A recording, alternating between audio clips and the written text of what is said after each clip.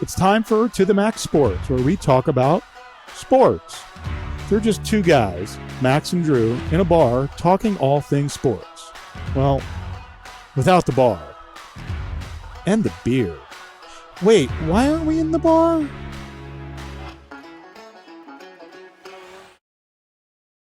Hello, and welcome to the Max Sports. You all know what time it is. Time for To the Max Sports. Wow, time for a less bright shirt.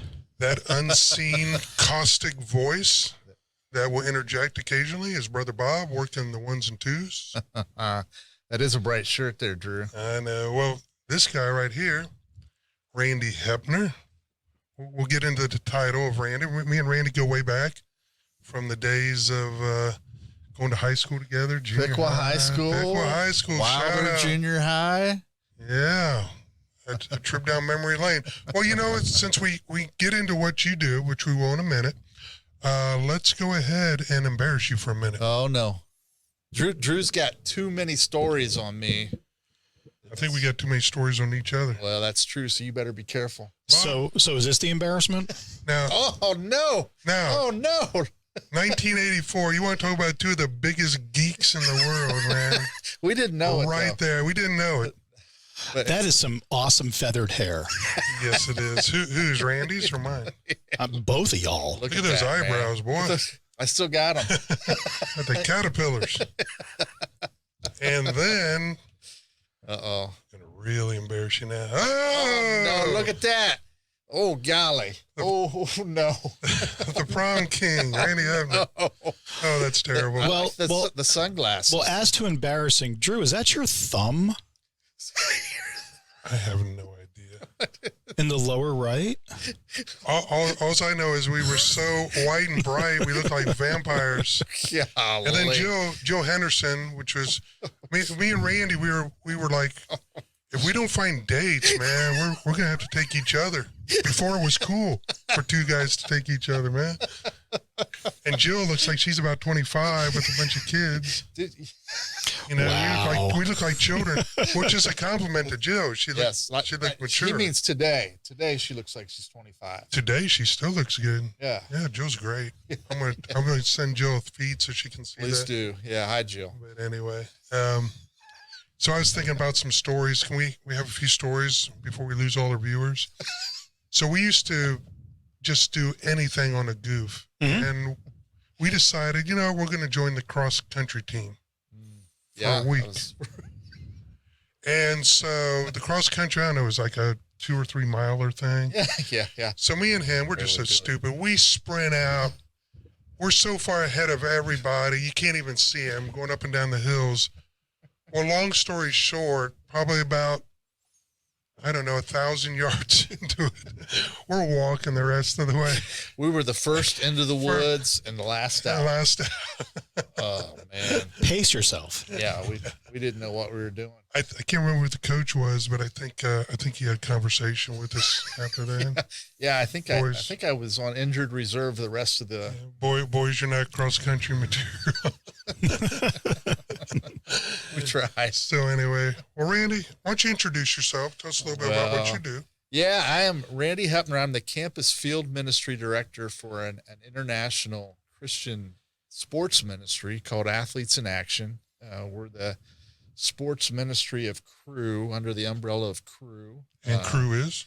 Cru was formerly known as Campus Crusade for Christ. Okay. Yeah, changed our name maybe about 10 years ago, but we mostly known for ministry on college campuses and with Athletes in Action. You know, athletes get a ton of the mental and intellectual through classes. They get a lot of the physical through their sport. But we're really interested in the total athlete. And so we want to bring in the spiritual aspect and just serve as a resource on college campuses across the USA and in over 70 countries around the world. Yeah, so your ministry's gone all over the world. Ukraine, Russia. Yeah. So what are some other countries that you... Yeah, we're really heavy in India, good presence there, East Asia, throughout Europe, really, literally all over the world. And these are athletes of of that host country Yes, that you're yes. going in Yeah. and changing lives. Yeah. And so how long have you been doing that? Yeah, I've been with the parent organization crew for 33 years. Wow. Which we're getting old. Yeah, we ain't kidding. 33 years, about 17 of those 32 with Athletes in Action specifically. So I work with our U.S. campus ministry, oversee our field ministry on college campuses. We're on about 200 college campuses here in the U.S. Do you have to spend much time on the road still? Or are you, pretty much home? I guess with videoing. Yeah. Because you already got the pieces in place. Yeah. And then you're just kind of coordinating. And video, we learned we can do a lot virtually the last couple of years. Think about COVID kind of realized some new paradigms for sure. And I specifically work with our regional directors. So I am on the road about a month or about a week out of a month, seeing our regional directors, doing campus visits. We're in town actually this week doing that. From here, I'll head out to a few of the campuses in San Antonio. We got some teams up in Austin. So love what I get to do. Yeah, that's awesome.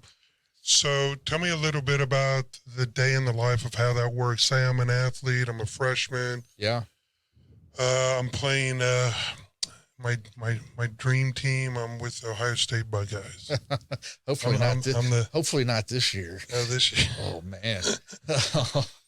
Well, it wasn't that bad. Just adjust at halftime and maybe you beat Michigan. That's true. We could have beat Purdue. We were close to Purdue, but in basketball. But yeah, adjustments at halftime in football. Like, oh God, adjustments everywhere. Yeah. Well, I'll get into that because I think licensing. The Big Ten has to get on board with this new licensing because, unfortunately, with the way things are going now, the SEC is way ahead of the curve. Yep. You've got the athlete now that can market himself, and until the Big Ten, even though we are bringing, I love the fact we're bringing on USC, I believe. Yeah, and UCLA. And I wouldn't be surprised if Oregon or some others jump on board, but we've got to come to grips with the new dynamic of athletes are going to be, a product of television and advertising. And they're going to be compensated handsomely financially. Yeah, and we used to get some amazing, we had that amazing quarterback run. I think it really started with Terrell Pryor. Yeah. When we got that new kind of athletic quarterback. Yes. Yeah. And ever since then, we've had somebody to fill the void. Yep. But it seems to me like there's a drop this year. I mean, they got the kid, maybe it's the kid out of Iowa. I can't remember his name, but he's a 4-star. But, we need to be, there should be no problem with us getting one of the top with the receivers we're going to have on board. Gosh. But I just hope there's not a lot of defections because we're not on board with that. But having said that, I'm the freshman point guard for Ohio State. Yep. How am I approached, or how does that whole dynamic work? Yeah. What we tend to do or try to do is at the beginning of every season request, hey, can we get 10 minutes at the beginning of practice to introduce ourselves, share what we do, what we offer. And then, if anybody's interested in meeting down the road, to get some contacts. And we try to do that with every team. We would love for a college athlete to be able to say, after being here 3 or 4 years, we want at least everyone to have an opportunity to hear about Jesus. And we're not going to force anything, but we want to give them the opportunity. If they're interested, we'll engage. And but that's tends to be what we do, is try to get time at the beginning of the season with each team, see who's interested, and then just kind of take it from there. That's cool. Yeah. So, the universities are a far different cry from the universities that we went to. Yeah. Have you had some blowback or some situations where you've got universities saying thanks, but no thanks? No thanks. Yeah, and it really is dependent somewhat on the athletic director and the coach, the individual coach. We're kind of at their mercy somewhat as to how much access we can have to teams. Some give us full access. A lot of our staff travel with the sports teams and kind of serve as a chaplain to the team. But really, if the coach doesn't want us around, it makes it challenging for us. So we're kind of at the mercy of the coach and the athletic director in some cases. Yeah. So, and we understand that. Yeah. We Yeah. I wanna be mean, that's sensitive to just that. part of the program. We Yeah. were involved in Young Life. And I'll tell you Yes. what, that Young Life really changed our lives. Yeah. Because it wasn't where they forced a belief on you. It was kids having fun. Yeah. And then they spoke, you need to have people like Rick. Yeah. He was Yeah. the director of that at the time. Yeah. They just come up and tell their story. Yes. And, you kind of gauge that interest from there. Yeah. You know? Yeah. And that's the nice thing. We all have a story to share. Yeah. Everyone's got a story. And I always like Joyce Meyer. I'm not advocating for Joyce Meyer, but she does have a saying like, she goes, I'm not where I need to be, but I'm not where I used to be. Yes. I just think that's a pretty powerful we're all, thing. we're all in a growth process. and evolution. But Yes. when you can see that young athlete, and the difference it makes maybe in their life, because you have kids that, this may be their first time to ever, Yeah. hear a message. Like, any stories you want to share or anything that was just like a phenomenal? Yeah. Well, I was just on the drive down here from Austin this morning with our campus leader at Iowa, and he was telling me about a young man named Logan. The Athletic actually just picked up a story about what's happening at the University of Iowa, and Logan, one of their starting defensive linemen, has done some of our summer camps. He's gone. He went overseas with us last spring, and in 2 weeks they're going back to Ecuador. Cool.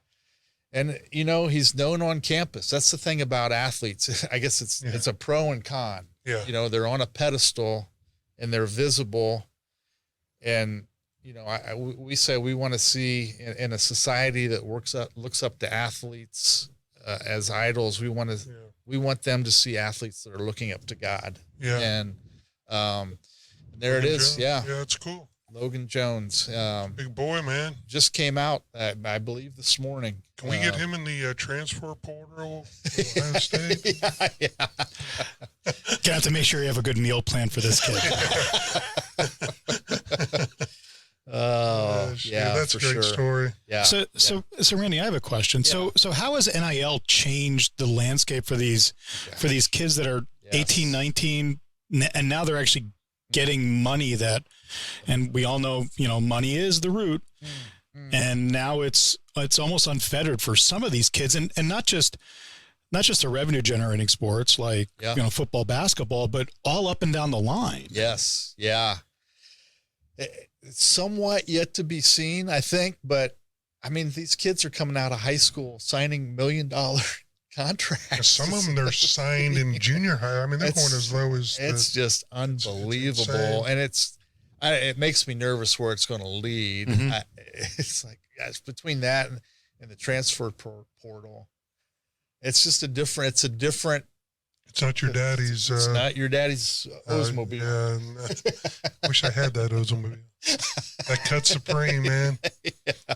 Yeah, it's not the athletic environment, collegiate athletic environment that we grew up with, for sure. And then they got the pressures that we didn't have of social media. And I think about some of the dumb stuff we did. Like, I remember going to, I joined the Army right out of high school and then did my college later, thank God, because my parents are right. I wasn't ready for college out of high school. But I remember going to Ohio University. Yeah.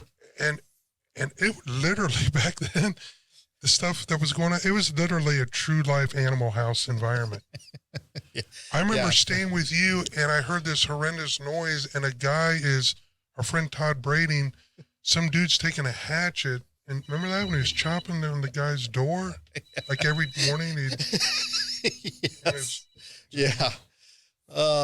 And thank God there was no social media then. Oh God. And thank God the campus police would look the other way. I remember saying if you were in a bar at OU and you couldn't find your way to the dorm, just look down and follow the vomit tracks back to the. I mean, literally. And it may have been either yours or mine. I don't know. It wasn't ours. No, we were the designated walkers for the other ones. Yeah.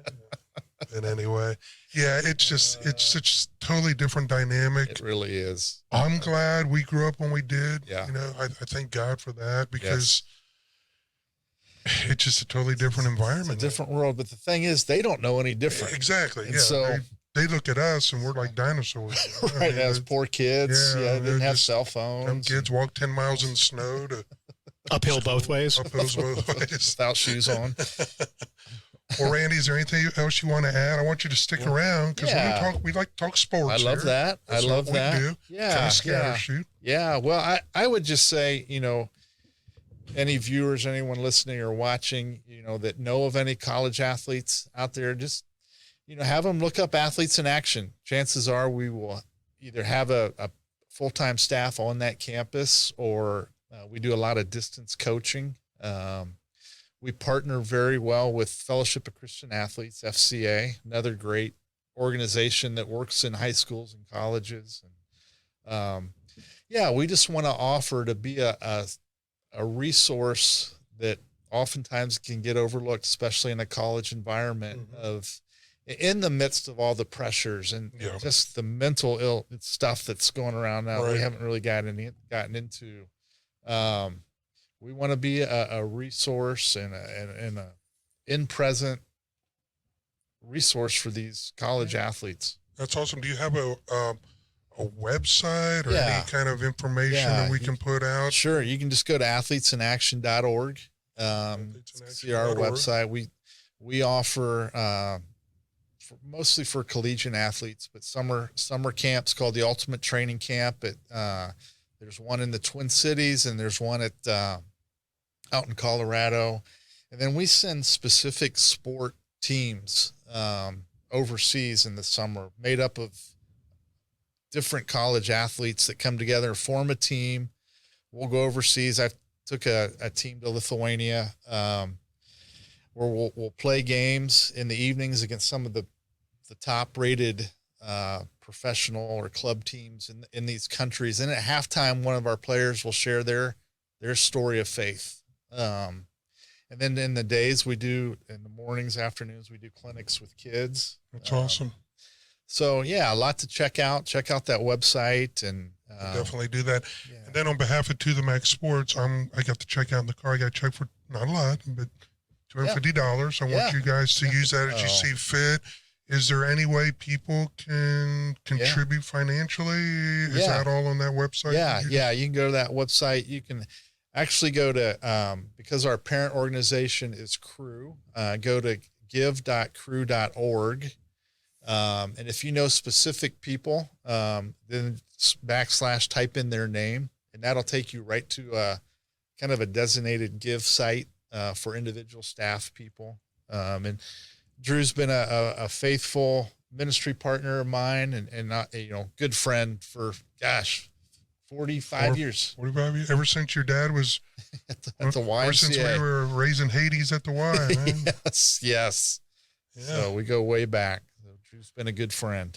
So if you could support that cause, again, it's just a great cause. With the things athletes have to deal with today and people in general, man, it's just a world that's a lot of ways I wake up and it's just gone mad, but there is that light out there for all of us, and if you can contribit, great. Look it up. Yeah. Want to stick around and talk some sports? I would love to. I don't get to do this. How I gave you the nickname Tex back in high school? Randall Tex Cobb. Randall Tex Cobb. Whoever thought we'd be in Texas? A cannon shot away from the Alamo. Yeah, Tex Cobb. So Texas. I think he got the bloody stuffing beaten out of him, didn't he, by Larry Holmes? Multiple people, probably. Multiple people. There was a doc on him that was pretty cool. Oh. I watched that, yeah.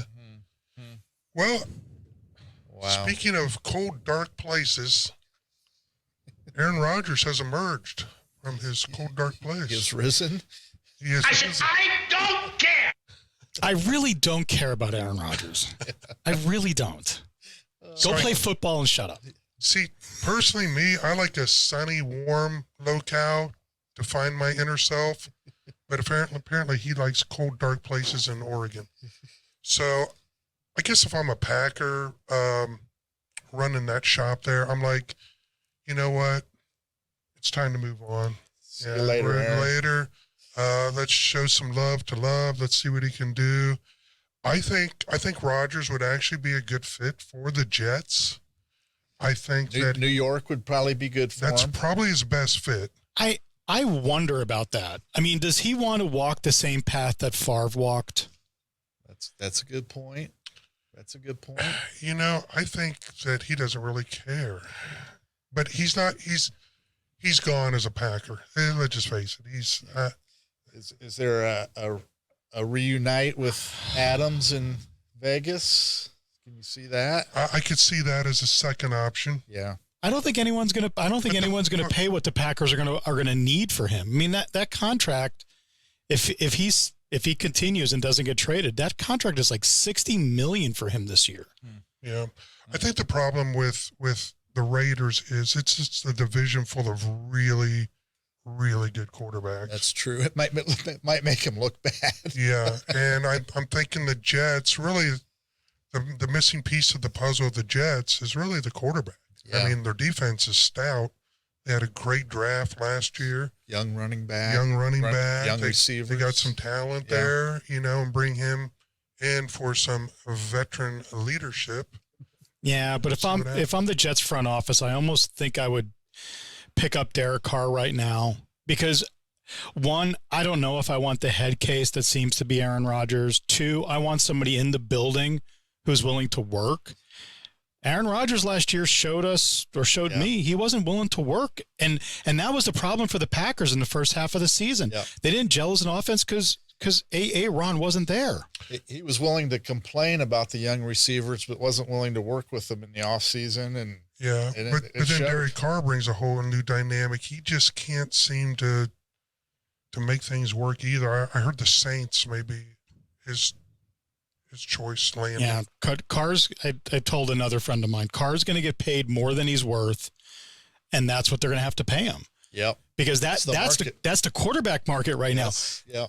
There isn't much of a supply out there. I think Garoppolo is maybe a better fit in Las Vegas because of the Josh McDaniels connection. I would agree with that. Yeah.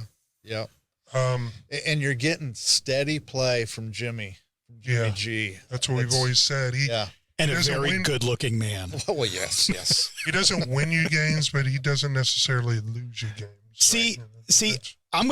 I watched the 49ers Chiefs Super Bowl again. Jimmy looked good. But I wonder, I mean, we saw what Purdy did. Not that it's plug and play. Iowa, Mr. Irrelevant. That's true, yeah. But could the 49ers make a lot of people look good? That's true. Yeah, I mean, Shanahan said that forever. Shanahan can make any quarterback look good, just not Josh Johnson. Yeah. That was but one neither could 14 other NFL teams. The thing I've always said in the NFL and sports in general, the head coach, the term genius to me is so overused. Yeah. So I wouldn't call Shanahan a genius. I would call him an innovator, like a la Weich with his no-huddle offense. Yeah. He puts people in positions to succeed. Yeah. You know, he just has that. He knows how to put the right parts together. Yeah. And I really thought when they got the running back, Christian McCaffrey, I thought he was going to be I said he was the missing piece to the puzzle. Unfortunately. And he may have been. We'll never know. Yeah. Yeah, and the genius in that organization, yeah, I mean, I'll use the word genius because I'm a 49er dude with Shanahan. But John Lynch should be front office executive of the year. Yeah, I wouldn't dispute that at all. I mean, yeah, picking up McCaffrey. Yeah, mid-season. that was huge. Yeah, but yeah. We've talked about it. Who knows? There could be a quarterback controversy. He said start Trey Lance. I'm like, why? Isn't it Brock Purdy's job to lose? I mean, Well, there is new news on that front. Apparently, Brock has some more inflation in his elbow, so they're pushing his surgery. So he may not be at that 6-month recovery by week 1. So my prediction may prove out to be true. Yeah, well, the good thing about the 49ers in today's NFL, they have a quarterback conundrum, which is what a lot of teams wish they had. Speaking of conundrums, Justin Fields. Justin, what do you do? He played at Ohio State, right? He was at the Ohio State. Did it get kind of cold there? What's that? Did it get kind of cold in Ohio? It's a little chilly. It's a little chilly. Suddenly, he's come out and said, I don't want to play in cold weather. Did he really say that? Yes. And he said they really need to build a dome if they're going to build a new. And so now, is he trying to turn Chicago against them? Well, I guess what's going to happen now is they're talking, you know what, let's pick up Bryce from Alabama and put him on the market, which I personally, if I'm the Bears front office, I actually go down to Stroud. I trade down. I'm going to have to say no to that. I worry about Bryce's stature. I worry about C.J. Stroud's stature. I think I'm with Bob on this one. Really? I think I'd take C.J. I love his ball. It's tight. But he's a small guy. Yeah. He won't run. I don't know why I've kind of people probably think I'm hating on him, but he just didn't seem to have. I'm sorry if I'm starting out and you just look at the college bona fides. Take Justin Fields' senior year or C.J. Stroud's senior year. Who would you take first? Or Dwayne Haskins. Or put that in. His senior year. Who would you take first? Golly, I mean. Yeah, Justin has the legs. He runs. And he's not the greatest thrower, but he can throw. Yeah, but I mean, Stroud's draft, his mock draft position is significantly better than Fields's was. So you trade away Justin Fields, you get some draft capital, you take your 1 pick and you get Stroud. You may be able to get a first round pick, a couple picks higher than what you picked Fields with. Yeah. So you're net positive. And you get Stroud or Bryce Young on a rookie deal that's going to last 4 years and 5 years with an option. Yeah. And as to stature, C.J. Stroud, 6 foot, program 6'3", Bryce Young, program 6 foot. Well, I will say this about Bryce is I think he's more of the quarterback that will have a more successful NFL career. And I got to base it, too, partly on the history of OSU quarterbacks. And they haven't done well once they've joined the NFL for whatever reasons. But is there a little scary similarity between Bryce and Tua and the injury factor and just the stature of who they are? And I don't know, that scares me. Well, especially playing for the Bears. Right. Yeah, he may be looking at the he'll be looking at the sky, not the dome. Be looking at Justin Burrow's rookie year, was running for his life and then injury to end the season. Yeah, and that's the other thing about the Bears is they need to shore up more than just their quarterback. Yeah. And Fields is really good quarters 1 through 3. His fourth quarter stats are off a cliff. So do you keep Justin, tell him, hey, we're going to work with you in cold weather and trade and get a bunch of draft capital, trade your first round pick? And you probably would get a bevy of picks. That's true. And they need a lot of help. It's just that quarterback. I think the thing with Justin Fields, the upside is after the year that Jalen Hurts had, I think a lot of people say, you know what? That's good work. There's a lot of Justin Fields and Jalen Hurts and vice versa. Well, I haven't seen. If we went starting into this year, there would have been a lot of, is Jalen Hurts the guy? Is he, he's injury prone. He can't throw that well. We heard that all. The same thing we're hearing about. And a big piece of that was picking up A.J. Brown. And Justin, Chase Claiborne is not A.J. Brown. That's true. Yeah, and Jalen Hurts, remember, going back to Tua, remember Jalen Hurts was the one who was benched at halftime because he couldn't throw the downfield ball. Yeah. And now he can. Yeah. So he's improved. Yeah. Well, I'm going to go out on the limb here and say this will actually go down this draft as people are talking about the quarterbacks, but I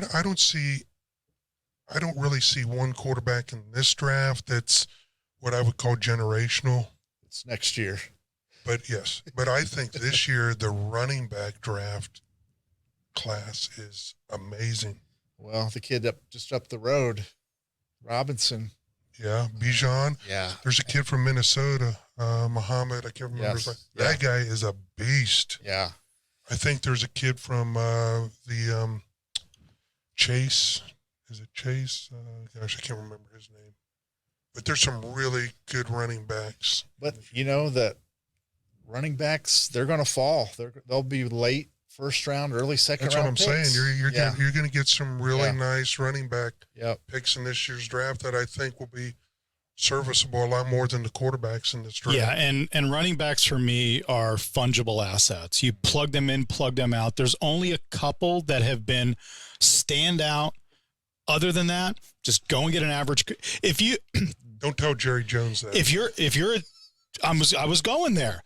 If you're a Dallas Cowboys fan, you would have rather have had an average running back than Ezekiel Elliott this past season. Absolutely. Well, at this point with Pollard's injury, the money he's going to want, I dump Pollard, I dump Zeke, and I pick up and I either move for Bijan or I try to get that kid out of Minnesota, who I think is, if you pull up this kid is a beast.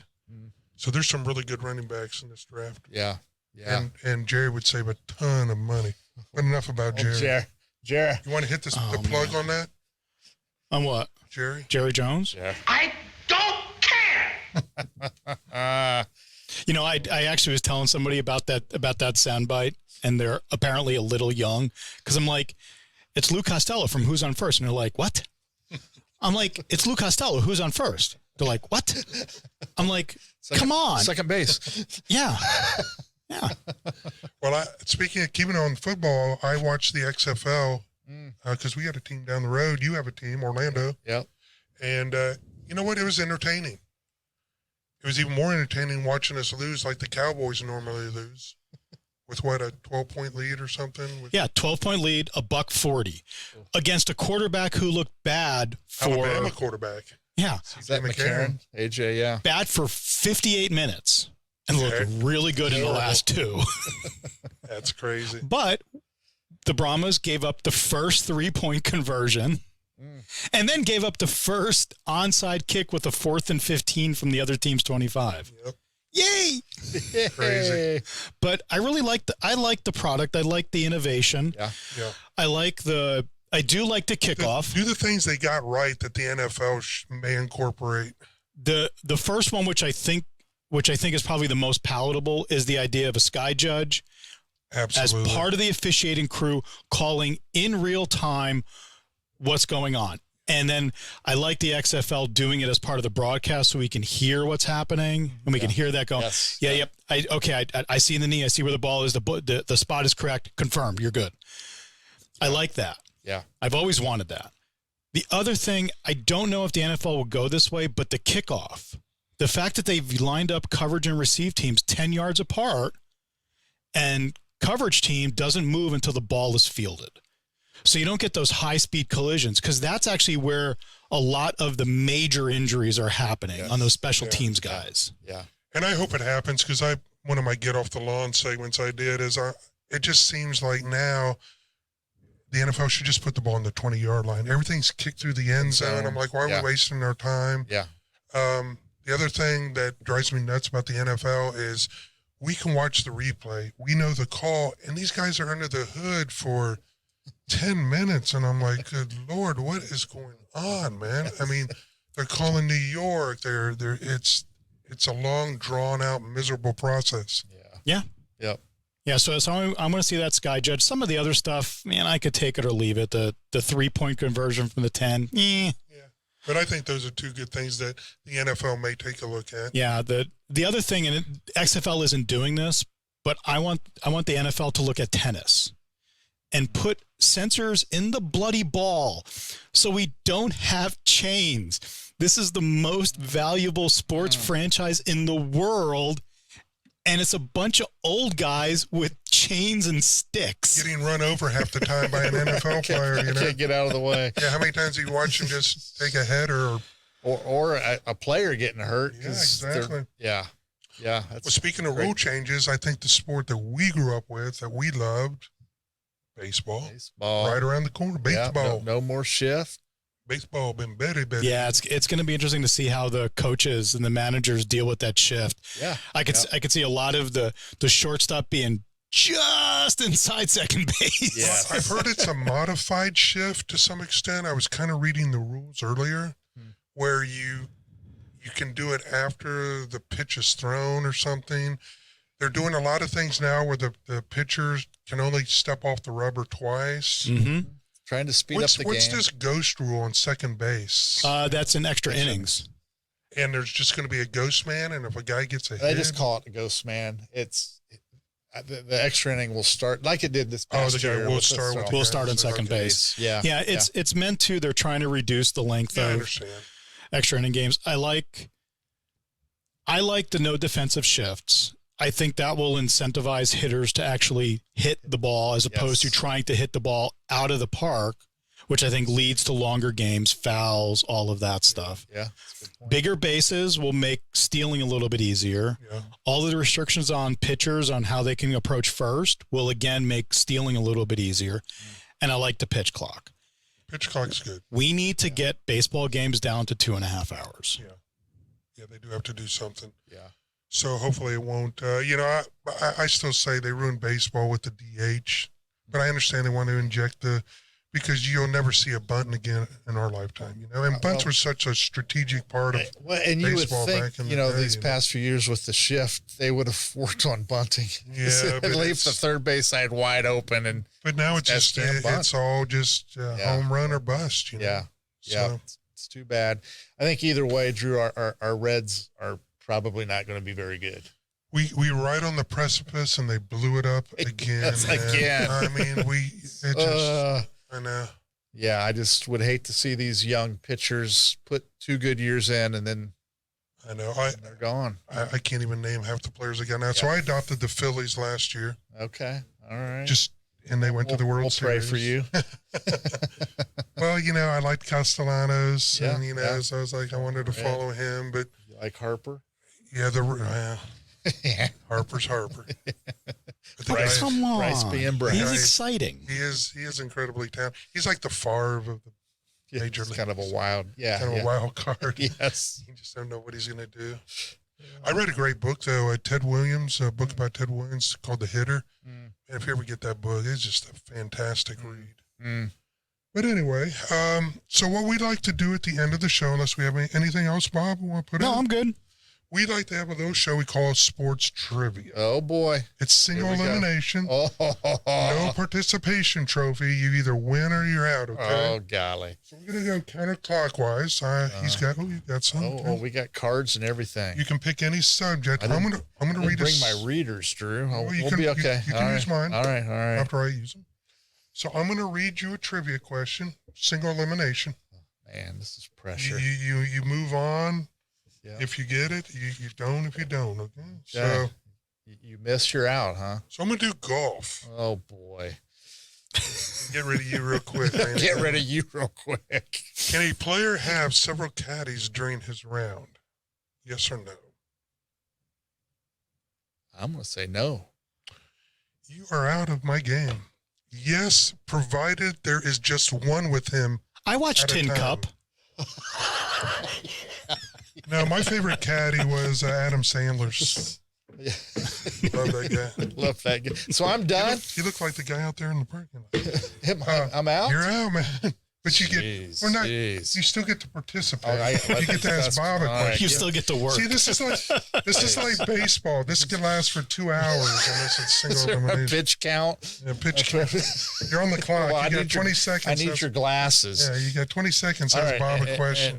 So I don't know Bob very well, so I don't even know what sport to pick on him with. You can pick on any sport, Bob. I'm going to keep it. He's the master simple. of trivia knowledge. Is he? Okay. I'm okay. We'll just go baseball. It's upper left here. My question. The batter hits a ground rule double and misses first base. After he reaches second, can he return to tag first? Yes. Yes. Bob's now done. So does that mean you win? I got to get the question right. Okay. Well, here's the answer is no. He may not go back to tag first. If the defensive team appeals him missing first, he is declared out. Okay. So yeah, I know. I should have said yes as long as the defensive team doesn't appeal. For But the sake of time, we have to say you're out, Bob. Sorry, Bob. That's All okay. right, Bob. What about Bob? For the win, no pressure. Okay. For the win. We'll go golf again. What the heck? Love me some golf. John's ball is lying behind a bunker. Now, can I interrupt? You don't like the name John? Is this a video golf that Tiger just started? Did you hear about that? Not the pop. Yeah, they're doing some kind of video golf league. Hey, I am all Or is this for real golf? anything that increases the visibility of the sport. Tiger and Rory. Okay. Yeah. Well, let me increase the visibility of the sport. Okay. John's ball is lying behind a bunker, which he is going to putt through. There is a small pebble in the bunker in his line of play. May he remove it? Yes, a pebble is considered an obstructive piece, and he's putting. So I know you can do it on the greens. I'm assuming you can also do it in the bunker. You're right. You win. Come on, Huz. All right. Man. Well, I won. We're going to go get some pizza. We got to be good to the host, I guess. Yeah, you got to be good to the host. It was a setup. Yeah. Yeah, there we go. Well, guys, until next week, we will see you. Again, you got Randy's information. Go see that site. Until next week. Thanks for having me, Drew. OH. And we are out. I-O.